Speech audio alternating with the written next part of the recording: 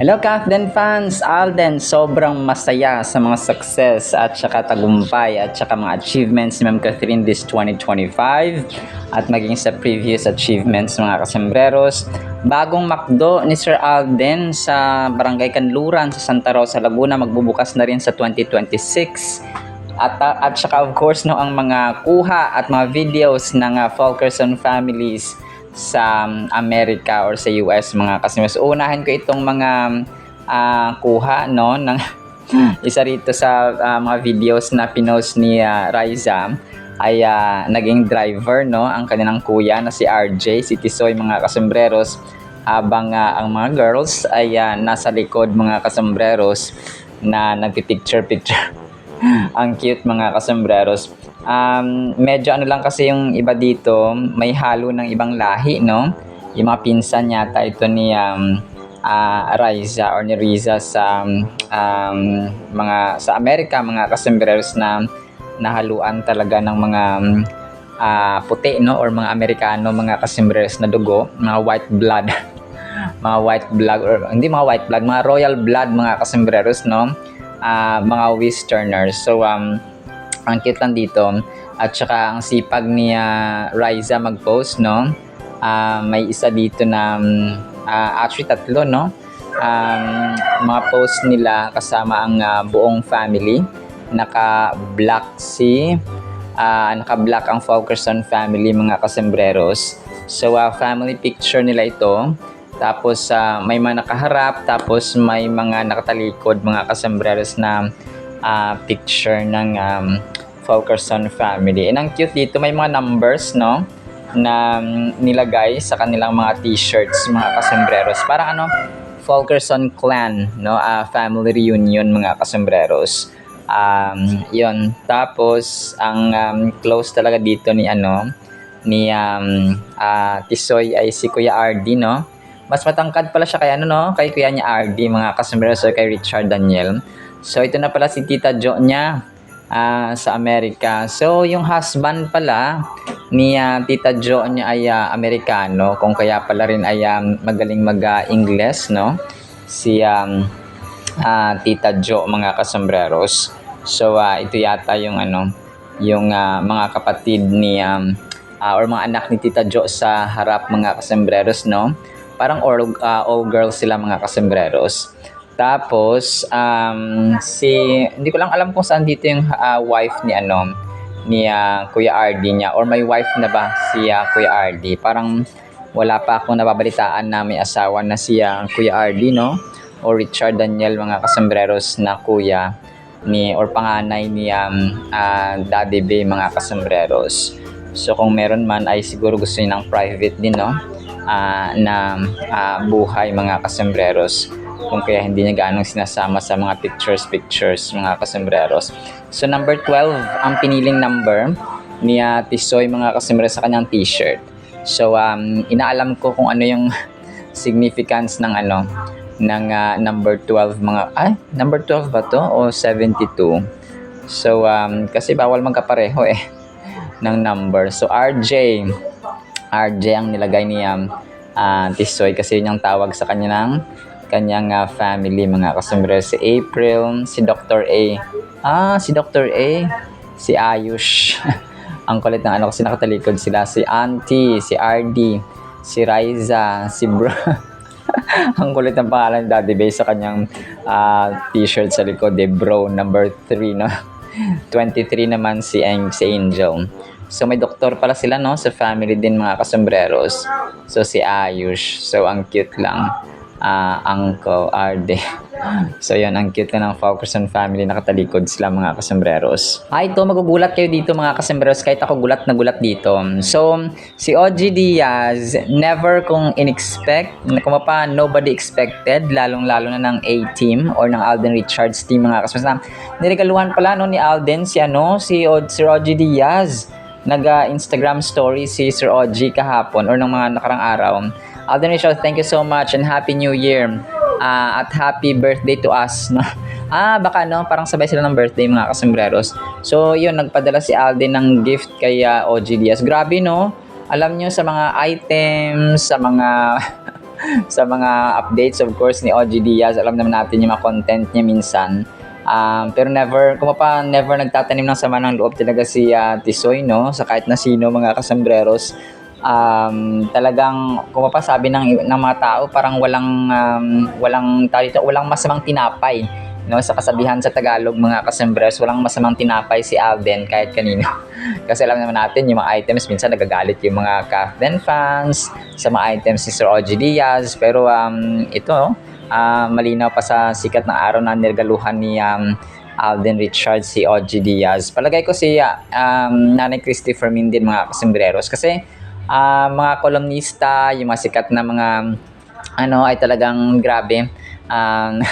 Saludo. No, ako talaga nagulat ako dito mga kasus, nagulat ako sa ginawa ni Sir Alden na never mo in-expect na ito yung sasabi na tayo lang, or yung mga bashers lang talaga at saka mga fans yung nag-away-away sa comments, no, sa mga posts, sa mga vlogs, sa mga contents, pero Sir Alden mismo ay wala siyang masamang tinapay o wala siyang sama ng loob kay Sir OG Diaz mga kasamaras, kasi after all parang rin to nagkita rin sila dun sa may ni Julia Montes, no, nag-opening or nag-launch si Julia Montes ng kanyang Proli, no, na business mga kasambreros. So andun din si OG Diaz na yun, nilinaw nga niya na hindi magagamit si Alden, never niyang ginamit si Ma'am Catherine para sumikat, no, gaya ng iniisip ng mga tao mga kasambreros.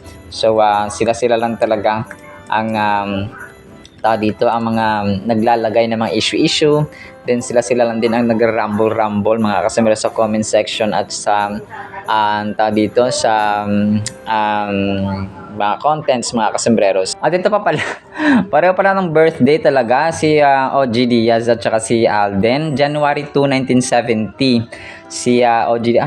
Grabe na, akalain mo yun, magka-birthday para talaga sila mga kasambreros, kung kaya mas nauna nang nagbigay ng regalo si Alden kaya Sir OG Diaz mga kasambreros. So dito ko lang din nalaman na magkapareho pala talaga sila ng petsa ng birthday mga kasambreros. Hindi lang magkasunod kundi magkapareho. Sinearch ko sa internet mga kasambreros. So, January 2, 1970 ang birthday ni OG Diaz. So si Alden naman ay January 2, 1992 mga kasambreros. So yun po, no, aabangan natin kung kada taon na magbibigay ng regalo si Alden kay OG Diaz. And then ito na yung video pala, nasa Walnut Creek, California pala sina Alden dito, no, at ang kanyang kuya at ang Falkerson family, pero nasa video ay si Kuya RD at saka si RJ lang mga kasambreros, no, ang andito. Na kung saan ay enjoy ang magkuya mga kasambreros, no. So Walnut Creek pala ito sa California mga kasambreros, na kung saan ay naka-shade si Soiti. Normal boy siya dito, no, hindi siya phenomenal box office cinema king dito sa Amerika mga kasambreros. Pero pag promo ulit ng Hello Love Again ay dudumugin na naman sila kahit saang lupalop ng mundo. Kahit sa Amerika pa mga kasambreros. And then ito, next item natin, nakakatuwa tong pinost dito ng isang Kathleen admin mga kasambreros, kasi para niyang tinuring na mag-asawa, no, husband and wife ang Kathleen dito mga kasambreros, na kung saan ay hindi ko lang, parang semi-edited itong picture ng Kathleen na pareho sila naka-shades, no, at saka black and white yung quality ng kanilang picture mga kasambreros. So hindi ko lang alam kung about ba sa kanyang asawa or sa Kathleen ito, kasi picture ng Kathleen. So ibig sabihin ay referring ito or tungkol sa Kathleen bilang mag-asawa na mga kasambreros in the future. So sabi niya dito ay the best decision my husband and I ever made was to finally have the guts to speak up and protect ourselves and our family from my mentally abusive in-law. So no one can ever tell me that speaking up was the problem.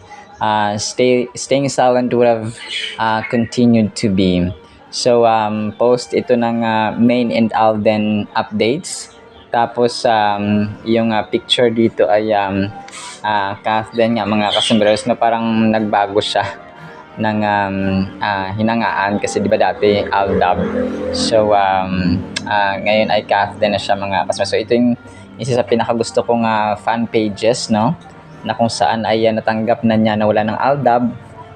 Kathleen na ngayon mga kasembreros ang dito ang layag na layag mga kasembreros. Bagaman hindi man sila publicly announced or publicly displayed na couple, pero alam natin that they are, no, in private mga kasembreros. Medyo edited lang po ang picture nito mga kasembreros ng Kathleen po. Pero yun, napakaganda at mainam kasi part din si Main and Alden updates ng Team Kathleen mga kasus. Tapos ubusin ko na lang ito, yung pictures ng Fulkerson family na kuha sa Amerika mga kasembreros. Meron dito sina Alden, naka-black t-shirt siya. Kasama of course na parang namasyal na naman sila mga kasus, gumala sa labas kasama ang mga pinsan nila mga kasembreros. So mostly pala, no, mga babae ang pinsan ni Alden sa father side niya mga kasembreros. So sa mother side niya, wala lang tayong medyo nakikitang proofs mga kasembreros sa mother side or sa Mama Rio na side ni Alden. So baka mag-isa lang na anak, no, si Mama Rio mga kasembreros, at wala na siya mga pinsan. So pwedeng ganun eh. Tapos may ibang pictures dito na naka-t-shirt na si jacket, naka-varsity jacket na si Alden mga kasembreros na dirty white mga kasembreros. So kasama ang kanyang ang photo bomber sa likod. Doon si Alden, no, sa likod mga kasembreros. So yung kumukuha ng picture is na Raiza at ang iba pa niyang mga pinsan mga kasembreros. Pero no, game na game at saka enjoy lang ang Fulkerson family sa Amerika. And then next item natin, si Ma'am Kathleen kagabi nag-share siya sa kanyang main Facebook page 7 hours ago. Holiday moments feel even more special with the stunning clarity of TCL QD Mini LED TV. Cinematic colors, brilliant detail, and elevated entertainment right at home this season. So tapos may shinare din na video si Ma'am Kathleen mga kasembreros, no, sa TikTok naman ito. Parang yung gumawa ng mismong shoot, yung nag-share nito mga kasembreros sa TikTok kagabi. Ano siya, naka red and white na parang may bandana ng konti, may bandana or may panyo yung kanyang ulo mga kasembreros. So yun, super ganda, super ganda, super guwapa, no? Si phenomenal box office cinema queen mga kasembreros. So parang medyo late lang itong pag-post ng kanyang TikTok video kagabi mga kasembreros kasi yung TCL niya na to ay dati niya pa sinut, no? Siguro part ng management's decision and approval yung mga ganong pag-post bago yung mismong post ni Kathleen, no, ng TCL mga kasembreros or ng any updates and announcements na prior to the behind the scenes mga kasembreros or prior to the BTS videos mga kasembreros. So ganoon naman minsan. Tapos next item natin, so ito na nga yung pinaka main item natin na masaya si Alden mga kasembreros sa achievements at saka ito kasi yung time na yung nag-skydive sila mga kasembreros. Tapos na-notice nung paglapag mismo ni Ma'am Kathleen sa lupa after na maglupad mga kasembreros from skydiving. Tapos yung sabi ng mga netizens, ayan, napansin nila kagabi kasi ito kagabi ito na post mga kasembreros, reaction ni Tisoy sa likod na sobrang saya, na sobrang happy. So sabi naman nasa comment ay parang ngiting success, no? Ngiting tagumpay para kay Tisoy mga kasembreros dahil sa achievement ni Ma'am Kathleen. Kasi nga 'di ba 2019 pinagplanuhan nila na mag-skydiving or yung iba ay bungee jumping, pero tinakot ni Ma'am Kathleen si Alden na may namatay may namatay doon na sumubsob sa bungee jumping, kung kaya yon skydiving nilang ginawa ng dalawa. So yun, talagang marami ang nakapansin na Kath din pa rin sa 2026 na sabi sa mga comments mga kasambreros. So hindi ko may flash yung dito. Hindi ko may flash mismo yung screenshot mga kasambreros kasi naglolo ko ang ating laptop. Pero yun no, talagang masaya naman no. Yun ang hindi man literal na ipapakita ni Alden at saka ni Ma'am Catherine yung happiness nila sa bawat achievement no ng bawat isa. Sir Alden merong Big Tiger Hollywood project no, Hollywood film mga kasambreros. Si Ma'am Catherine kaliwat kanan ang mga endorsements, ang mga awards, ang recognitions, and so with pareho naman sila ni Catherine mga kasambreros no. So si Alden ganun din no, kaliwat kanan campaigns, kaliwat kanang pagiging brand ambassador. So talagang parang they're happy privately, hindi man nila pwedeng or hindi man nila pinopost sa social media na inappreciate ng bawat isa ang bawat isa, or ang isa na si Alden appreciate si Catherine appreciate niya si Alden. So hindi naman nila pinapakita, but we know na alam naman natin na sila po ay nag-updatean no sa bawat isa mga kasambreros. So hindi lang kailangang i-publicize lahat-lahat ng galaw or actions nila mga kasambreros. So dito talagang yung reaction ni Alden nung paglanding. Kasi success yun para sa kanila, no? Kasi matagal na pinagplanuhan, 2019. Tapos yung checklist na yon, yung goal na yon ay natupad 2024. So 5 years yung inantay ng dalawa. Syempre, success yun para kay Alden at saka kay Ma'am Catherine mga kasambreros. So yon, happy and then fulfilled mga kasambreros. Tapos ito, throwback yata ito, si Kyla pala ay common friend nila si Alora sa Sam no, na friend at best friend din ni Ma'am Catherine mga kasambreros.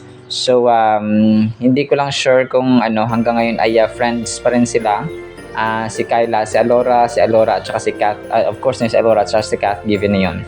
Pero hindi ko lang alam kasi may mga issue na ngayon, dami nang naglabasang mga items.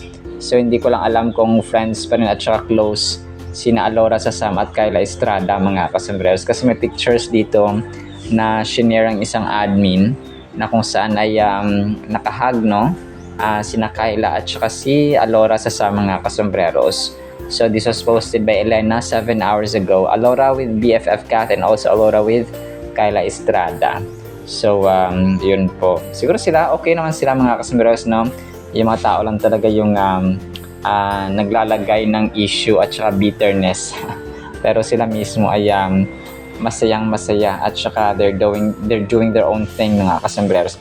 Tapos ito na nga magbubukas na ang McDo ni Sir Alden sa Kanluran. So hindi ko lang kasi 'di ba yung sa Heritage sa Santa Rosa sa Binyan. So pang-apat niya to, may sa Makati pa yata eh. Hindi, parang wala pa sa Makati. Ang sa Makati is Stardust.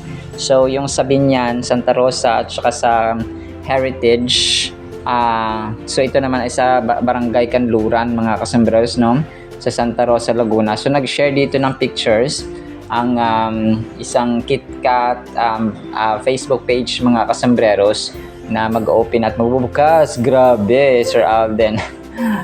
Ilang businesses na ito no, maliban sa Pita, sa Concha, sa Stardust, ano pa ba, so yun no, of course McDo. So talaga yung McDo, parang yung McDo wala ka talagang lugi no, kasi nga established na yung pangalan, franchise na lang yung bibilhin mo. 17 hours ago pinost ni KitKat that adventure sa Santa Rosa, Laguna. Opening soon, McDo Barangay Kanluran, Santa Rosa, Laguna. This is it. Malapit na mag-open ng McDonald's Barangay Kanluran, malapit sa simbahan. So, malapit sa simbahan daw mga. Stay tuned for more developments dito lang sa page. So, KitKat Adventure. Tapos nag-share sila ng mga pictures dito. Hindi ko alam kung ano. Kasi 'di ba yung ito yung 'di ba parang vintage, vintage. Parang yung style nila, yung pang luma. 'Di ba ito 'yun? Parang nabukas na 'yun, 'di ba? Pero kung ito yun, ay so apat yung yung ito pala yung pang-apat or pangatlo mga kasambreros na McDo ni Alden. So palagay ko pangatlo ito kasi para siyang, but correct me if I'm wrong kung ito po ay pang-apat or pangatlo mga kasambreros na McDo ni Alden. So Pero yun, still, no, congratulations kay Phenomenal Box Office Cinema King in advance. Tapos, next item natin, 14 hours ago, ang pep.ph, Alden Richards shares his budgetarian mindset, no? Nakakatuwa ito.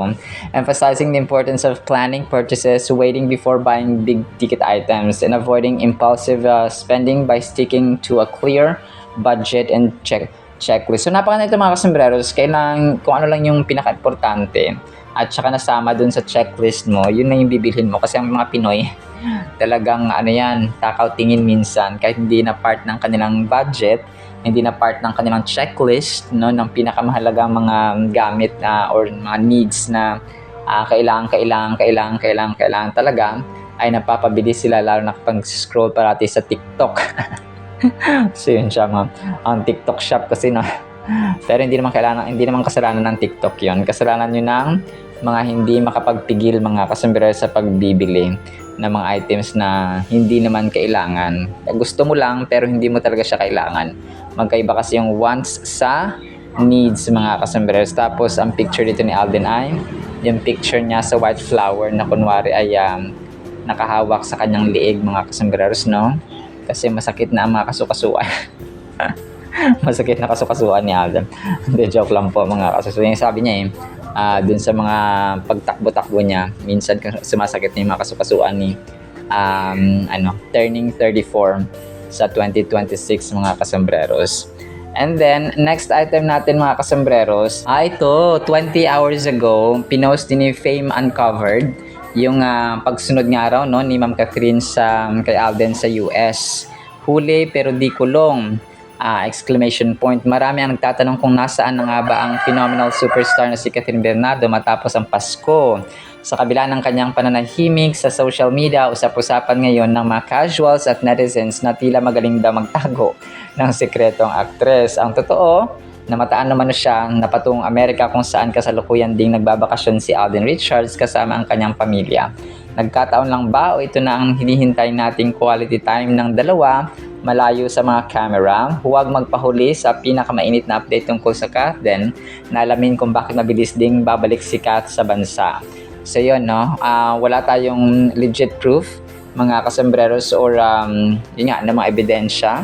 Pero alam natin for sure na nag-usap ang dalawa. And hindi man sila sabay magbakasyon, alam kong sa mga susunod na araw or bago ang New Year, or after ng New Year mga kasos, ay or bago ang New Year ay mamamataan na lang natin si Ma'am Kath. And baka after ng New Year, since inaabangan ko rin dito yung yung gagawin niya sa January 2, maliban dun sa paglalabas ng Kapamilya show sa All TV, ay aabangan ko yung mga ganap ni Ma'am Catherine sa January 2. Baka may special siyang gagawin, or else may gagawin siya that time sa January 2 sa birthday ni Alden, pero hindi niya agad ipopost mga kasambreros para hindi halata. Ganon, no?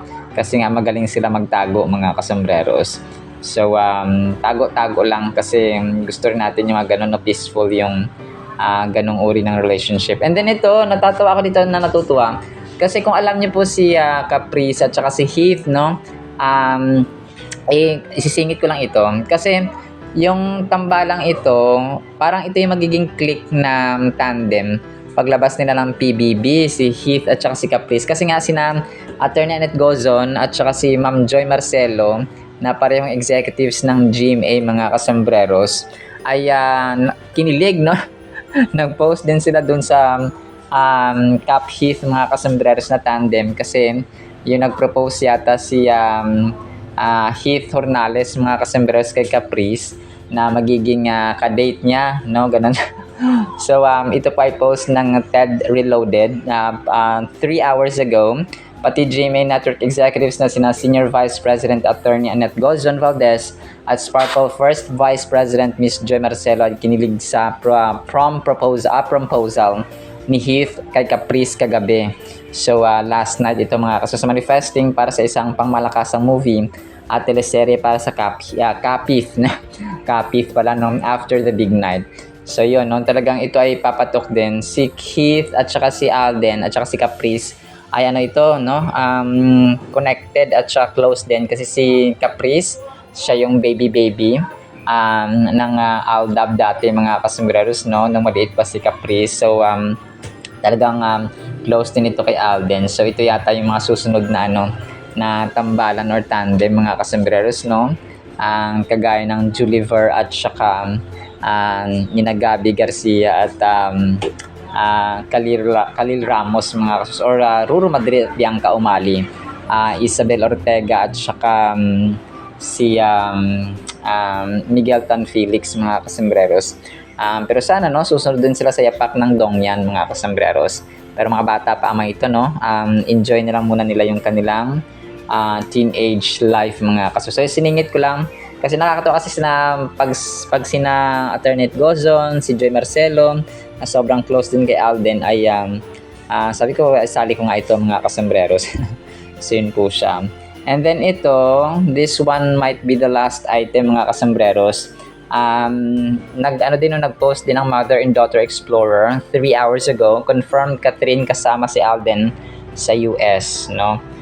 So as I've mentioned earlier, ay wala tayong solid proof or video mga kasembreros kasi yung mga pictures na ito ay pinaghalong pictures noong Hello Love Again at saka yung recent picture ni Alden picture sa Amerika mga kasembreros kasama ang kanyang pamilya. Pero hayaan natin, talagang parati nasasabi natin dito, private life is a peaceful and happy life mga kasembreros para sa Kathleen.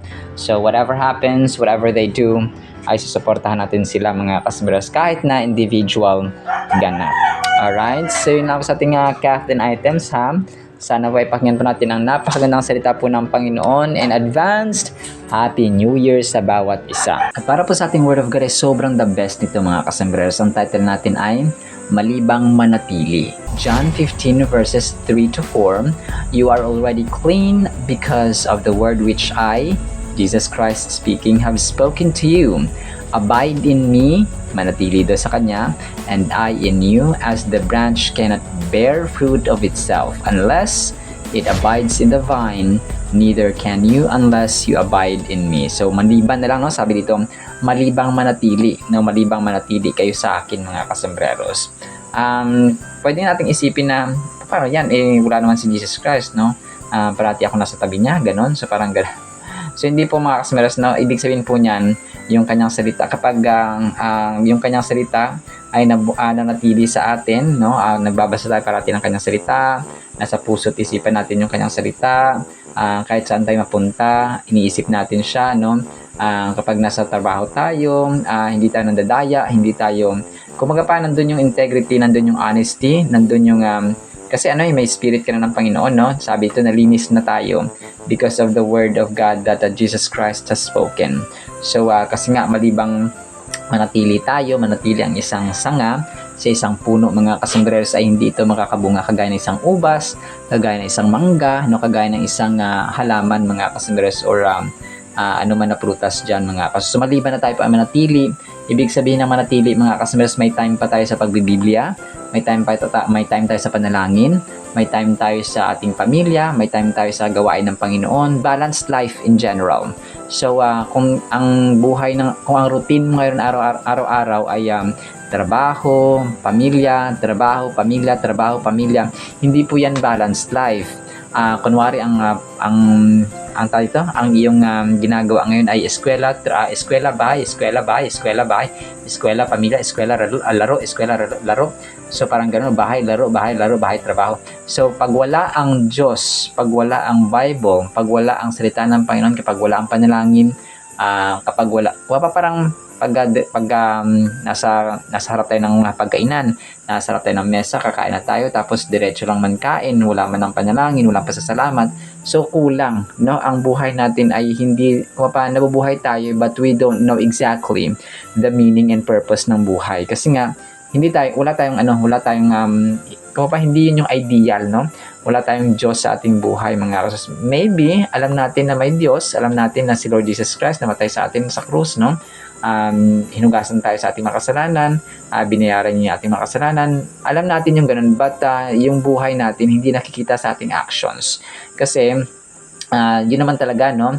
Kahit na salita tayo ng salita, if hindi nakita sa ating gawa, sa ating kilos, sa ating galaw, sa ating actions, ay useless po ang lahat, mga kasambreros. So, dito, no, focus tayo sa verse 3, mga kasambreros, no, yung salita ng Panginoon, na kung saan ay nilinis na tayo.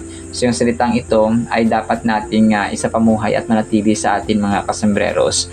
Kasi nga, parang ano tayo, no? Yung love letter ng Panginoon, ginawa niya, iniwan niya sa atin, mga kasus, yung Holy Bible, so that we can have instructions, we can have knowledge, we can have the proper understanding, mga kasambreros, ng kalooban at saka gusto mangyari ng Panginoon sa ating buhay. Kasi yung gusto ng Diyos sa ating buhay, the best yun. Minsan yung gusto natin sa ating buhay, akala natin tama, yun pala mali. Akala natin ikaka-benefit natin, yun pala ikakapahamak natin. Because may tao tayo, no?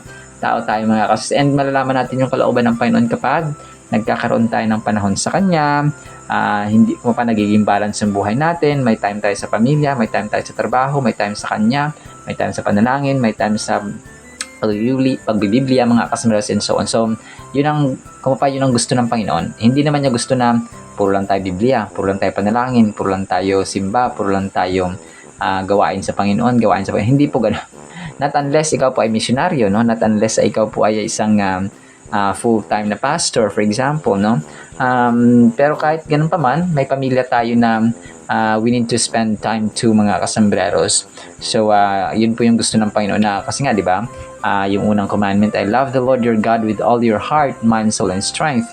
And then, ang pangalawa, ang ating kapwa-tao gaya nating sarili. So, hindi niya tinanggal yung second kasi nga alam niyang nagre-reflect yung kanyang pag-ibig din sa mga tao sa paligid natin if we love one another, mga kasambreros. Kasi nga, kung sa kay Lord lang, just given na mahal natin siya na buong puso, lakas, kalwa at isipan, pero paano natin madadama bilang tao because tayo po ay nasa physical world pa, mga kasambreros. So, kung mahal tayo ng nanay natin, kung mahal tayo ng ating kapatid, kung mahal natin sila, kung magmamahalan tayo sa loob ng pamilya, so that's also reflection ng pagmamahal ng Panginoon, mga kasambreros, na nadadama natin na solid at saka physical proof, mga kasambreros ba, ng ating ng pagmamahal ng Diyos sa atin, mga kasambreros.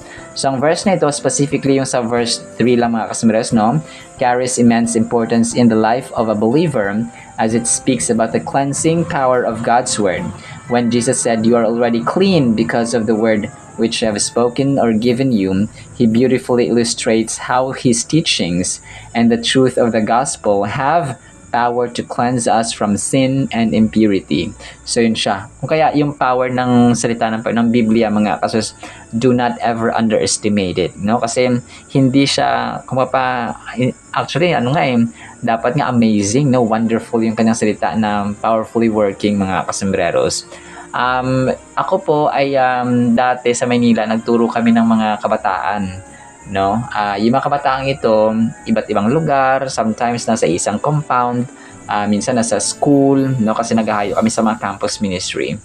Tapos as time went by, no, from teens naging 20s na sila, yung iba naging 30s na. Tapos nagugulat ako, no, kasi hindi sila natili doon sa church na kung saan kami nagsisimba dati kasi naglipat yung nanay tatay nila naglipat, so they needed to transfer to other places, no. Ay nakita ko naging sila, no, yung tinurong salita ng Panginoon namunga. So naghanap sila ngayon ng mga churches, no, na Christian, mga kasambreros, sa mga local areas na kung saan sila lumipat, mga kasambreros. And even yung mga nag-abroad, nakita namin yung mga anak nila nagkakaroon na rin ng worship time talagang.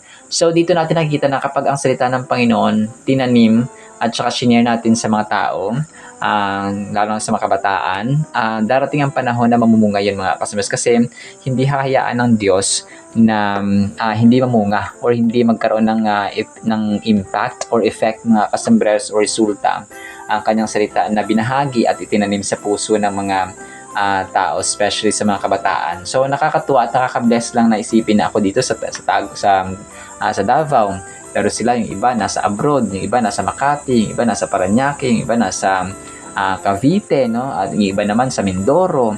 So kasi nagsiuwian sila sa kanilang probinsya din, mga kasambreros. So nagulat ako, nakita ko na yung mga post nila, no, about God, no. So, napaka-powerful, no? Kung kaya, do not ever underestimate.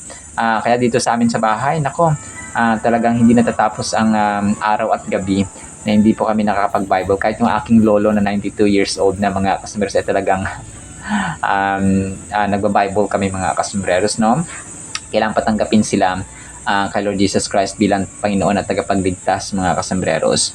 So, it's really important na talagang tayo po ay nagbabasa ng salita ng Panginoon. So, grabe, no? Alam nyo, minsan speechless ako sa kung gaano ka-powerful ang salita ng Panginoon na binabago talaga na yung mga anak nila, yung mga kabataan ito dati, walang purpose ang buhay, walang sense of direction, walang mga plano na maayos, pero nakita ko ngayon talagang pag nagpo-post sa Facebook, no?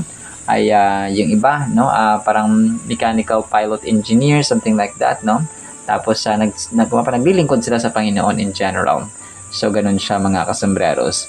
So ang verse nito nag-invite sa atin na mag-reflect, no, sa ating relationship sa Panginoon, sa kanyang salita mga kasambreros, sa God's word, and emphasizes the importance of actively engaging with it. It shows that through reading, meditating, and living according to the scriptures, we experience a transformative process that can lead to purity of heart and mind, mga kasambreros. So, tama, no?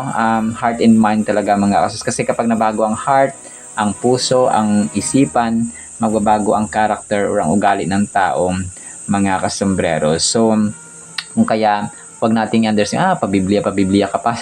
Si mga taong ganun kasi, no? Which is hindi kalugod-lugod sa harapan ng Panginoon, mga kasambreros. The terms through the word emphasize the instrumentality of God's word in making us clean. It's a reminder of the power that lies in Scripture or sa Holy Bible, mga kasambreros. We are encouraged to absorb these teachings not just intellectually but spiritually, allowing them to penetrate our hearts and direct our actions. God's word acts as a guide and a cleansing agent for both our thoughts and actions in daily life. So sa pang-araw-araw talaga na buhay, mga kasambreros, ay isa pamuhay natin ito, no? Kasi without pag hindi tayo connected, no? Kaya nga sabi dito ay malibang manatili. Malibang connected tayo. Parang ano ba? Parang yung charger, no? Yung cellphone ng charger, charger ng cellphone, mga kasambreros, kapag hindi yan connected, tapos low bat ka na pala, may mga times na gano'n, no? Natulog siya, chinarge niya, tapos hindi pala na-charge na maayos. So, pagkagising niya, low bat pa rin yung cellphone niya.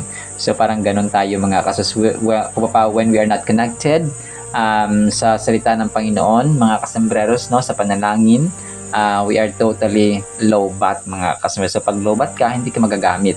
Kailangan mo i-charge. So, parang gano'n ang tao. Kapag mahina, kapag weak, no, physically, pag inaantok ka physically, talagang gusto matulog, so you cannot be productive when you are sleeping, no, kasi nga kailangan mo mag-gain ng strength or lakas, mga kasus. Kaya wag tayong humiwalay, no, yung ating panahon, yung ating oras, gamitin natin sa pagbabasa at pagsunod sa kanyang Holy Scriptures or Holy Bible, mga kasambreros. Alright, so manatili tayo sa ating Panginoon. Sinabi sa ating Word of God, ha? Pagpapalaan po tayo ng pag-ibig, pananampalataya, pag-asa, and connectedness na mag-abide tayo at manatili sa salita ng Panginoon, mga kasambreros, at sa Kanya mismo. Through prayer and meditating His Word. In Jesus' mighty name we pray. Amen and amen. See you sa next segment, mga kasambreros, and paalam po. I love you.